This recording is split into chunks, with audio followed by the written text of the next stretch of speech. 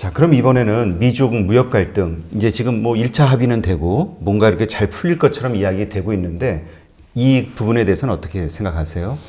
그래서 시장에서는 이제 트럼프라는 사람이 네. 원래 이 딜을 하는 스타일이 처음에 엄청나게 겁을 주죠.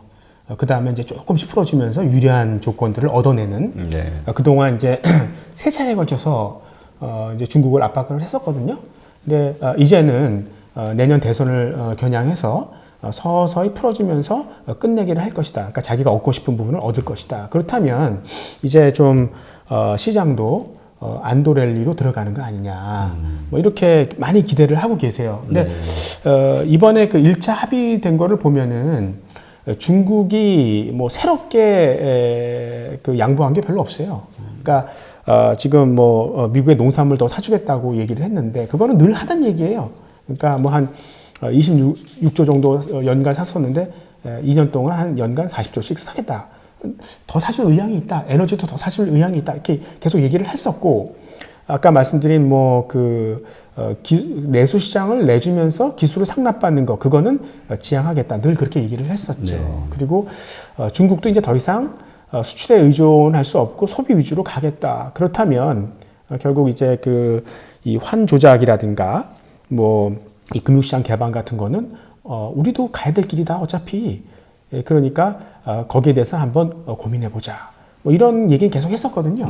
네. 그러니까 지금 1차 합의 같은 거는 이제 트럼프가 오히려 지금 불안하니까 먼저 그냥 딜을 해버린 거 아닌가 이런 생각도 좀 저는 해보고 있고요. 그러니까 제가 보기에는 이제 그 다툼이 이제 시작이라고 생각하거든요. 그러니까 보통 이제 미중 갈등도 그렇고 브렉시트도 그렇고 다 어서 문제 근원이 뭐냐면 그동안에 이제 패권을 잡고 있었던 미국, 네. 그 다음에 유럽의 패권을 잡고 있었던 독일, 이런 데가 재구시를 못하는 거예요. 그러니까 왜 미국을 형이라고 우리가 이제 그 대우를 해줬냐면 남의 나라 물건을 많이 사준다는 거죠. 네. 중국 물건 많이 사주고. 근데 이제 이기적으로 나온다는 얘기는 그럴 수 있을 만한 힘이 떨어졌다. 뭐 그런 얘기고. 독일 같은 경우도 사실 그 마르크가 원래 유로보다 훨씬 비싸잖아요. 네. 근데 독일이 유로를 쓰면서, 그러니까 싼 커런시를 쓰면서 조금 더 이제 수출을 많이 할 수 있게 된 거 아니겠어요? 그래서 돈을 많이 벌어와서 유럽 내 이제 분담금도 많이 내주고, 그러니까 다른 나라가 여기 빌부터 산 거죠. 근데 이제 그 저성장으로 가면서 독일의 어떤 제조업체들이 자꾸 약화되는 거죠. 네. 그러니까 독일한테 뭐 기댈 수 있는 게 없다. 그러니까 이제 슬슬 떨어져 나오자. 뭐 이렇게 가는 거거든요. 그래서 이분들이 좀 이제 힘들어졌던 부분도 있고, 특히 이제 인공지능이라는 게 패러다임을 완전히 바꿔놓을 수 있어요. 그러니까 미국이 자랑하는 국방력 같은 것도 인공지능 기술이 완전히 틀을 바꿔놔서 이 미국의 칼날이 약간 무뎌질 수도 있는 거고요. 그리고 이 패러다임이 바뀔 때 이런 중국이 정부 주도의 어떤 집단 성장 체제를 지금 구현하고 있지 않습니까? 네. 이게 더 효과적일 수 있습니다.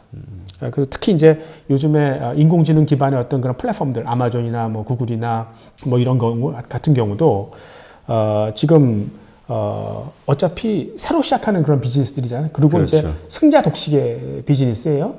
그런 경우에는 이 정부가 중앙 집권식으로 그냥 주도해서 확 끌고 나가는 게 오히려 더 빠를 수 있다는 얘기죠. 그러면 미국도 이걸 그냥 민간에 맡겨둘 수 있겠냐? 걔네도 정부가 개입할 수 있다는 얘기예요. 그렇죠. 그러니까 정부가 부딪힐 수밖에 없다 이렇게 생각을 하고요. 역사적으로 봤을 때, 그러니까 보통 이제 그 마크 트와인이라는 사람이 역사가 반드시 반복되진 않는다. 그러나 라임을 탄다라는 얘기는 어떤 그 리듬이 있다라는 얘기인데, 그러니까 인간의 본성이 그렇게 쉽게 바뀌지 않는다는 거죠. 그래서 먹이가 부족할 때는 서로 싸우게 돼 있지 않습니까? 그러니까 그렇죠. 우리가 1930년대를 생각해 보면 이제 그 1920년대에 어떤 그러한 가격 거품이 꺼지고 굉장히 힘들었죠. 그러니까 그 당시에 교육이 확 줄더라고요.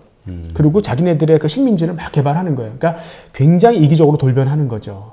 예, 그래서 이제 그 당시에 이제 일본이나 독일 같은 경우에는 식민지 기반이 없었기 때문에 남의 걸 뺏어야 되는 거 아니겠어요? 그러니까 전쟁을 유발시킨 거고, 네. 그게 2차 세계대전으로 발발이 된 건데, 결국은 지금도 이러한 상황에서 그 국가들이 이기적으로 돌변할 수밖에 없고 포퓰리즘이 강화될 수밖에 없다. 뭐 이런 생각이 드는 거고요. 중국 입장에서도 지금 미국 밑으로 들어가도 별로 답은 없어요. 워낙 세계 경제가 저성장으로 가고 있기 때문에 그 밑에서 얻어먹을 게 별로 없다는 거죠. 그러니까 결국 중국 입장에서도 미국을 넘어야 산다는 거죠. 그러니까 지금 뭐 윈윈 게임은 될 수 없다라는 걸 중국이 알아요.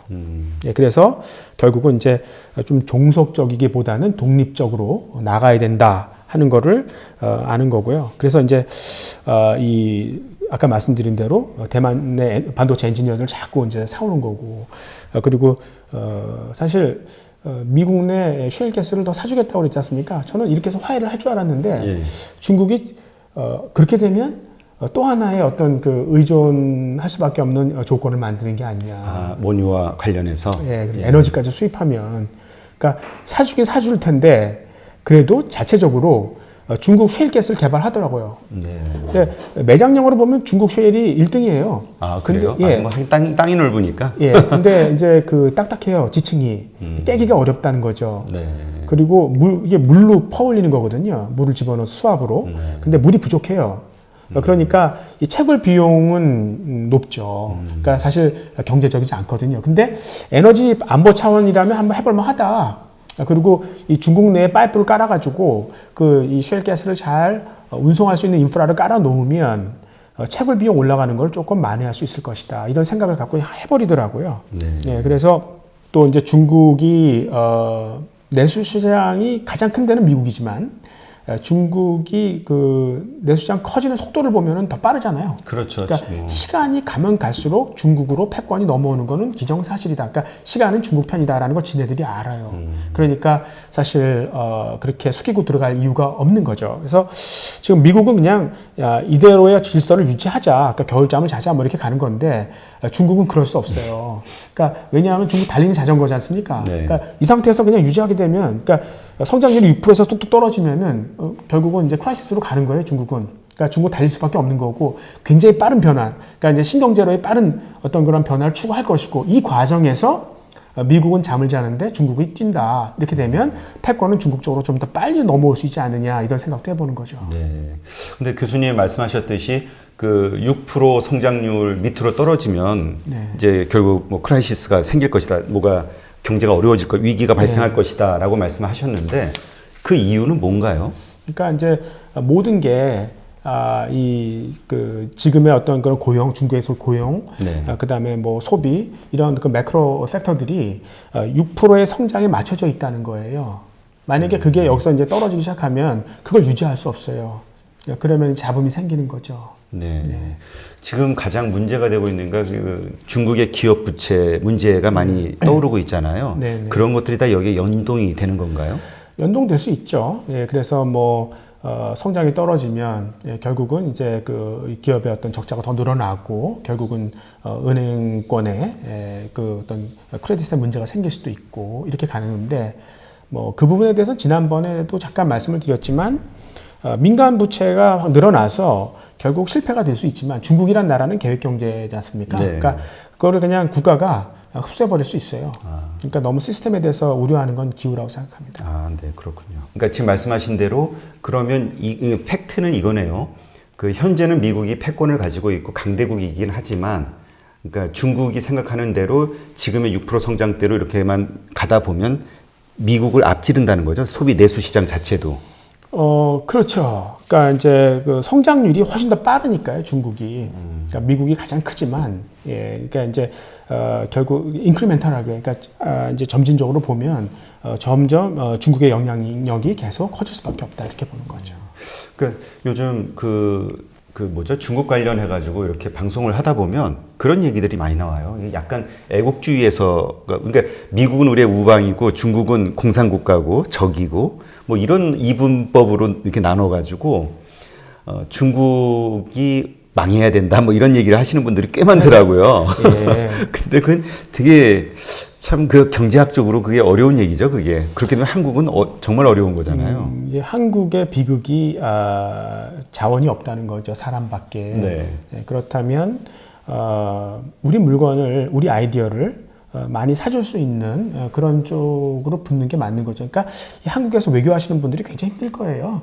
예, 근데 뭐 그 양쪽으로 다 그 우리의 어떤 그 수출을 좀 많이 받아줄 수 있는 것이라면 그쪽으로 이제 기우는 게 맞는데, 우리가 조금 더 협상력을 가지려면 결국 남이 못하는 무언가를 우리가 만들어야 되는 거죠. 그러니까 걔가 우리 거를 살 수밖에 없도록 만들어야 되는 거. 그게 가장 중요한 거고, 어디에 붙는가 보다 더 중요한 문제는 우리나라의 어떤 그런 코어 컴피턴스, 그러니까 핵심 경쟁력을 가져야 한다 하는 거죠. 아, 네. 그렇군요.